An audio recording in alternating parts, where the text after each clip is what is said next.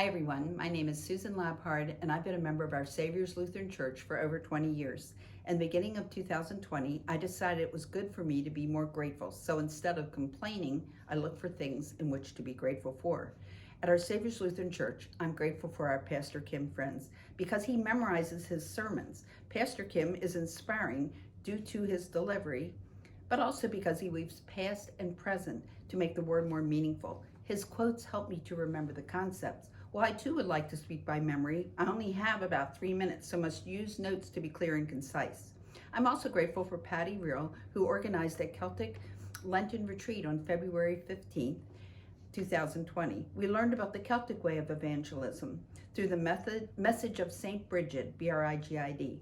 Part of Celtic spirituality is the connection with nature, so I like that. My original goal was to learn about better preparation for Lent.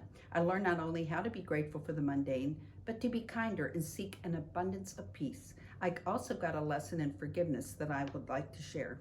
St. Bridget's prayer mentions we should seek Christ who dwells in every creature. I never thought of doing this and wanted to know how. In a small group, I met Pastor Christine and we discussed preparing for Lent. She said giving up something for 6 weeks is the easy part, like giving up chocolate or caffeine, but then we go back to being ourselves again. Adding things is the hard part, like seeing God in every creature.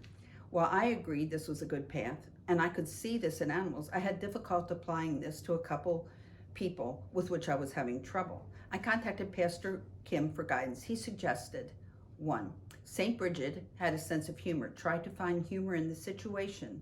Think that these people reveal us how not to be. Number 2, try to find the good in a person. If you can't, then find good as seen from another person's perspective.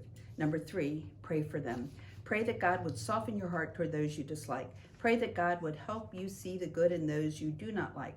Pray that God would give those you dislike good health, a kind disposition, a wise and discerning spirit, wisdom in decision making, and lastly, compassion toward others.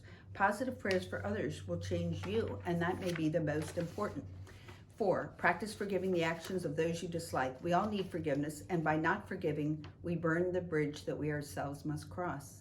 Those we dislike may never seek forgiveness, but we offer forgiveness because it offers us the better path for our own health and happiness. We can choose to hate, be bitter, hang on to resentment, but where does that lead, and who does it hurt the most? Ourselves. So choose to forgive. In the Lord's Prayer, forgive us our trespasses as we forgive those who trespass against us, took on a new meaning. The following month, and for the rest of 2020, I got many opportunities to apply these teachings. As I prayed and remembered these words, I slowly learned how to forgive. It has made a difference in my life, and I'm a happier person. I am more grateful and more forgiving. I have grown to understand the Lord's Prayer as it applies to forgiveness.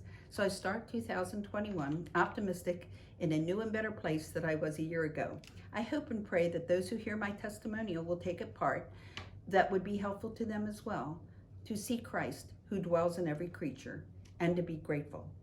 And lastly, a special thanks to Diane Dallin for letting me know about this opportunity.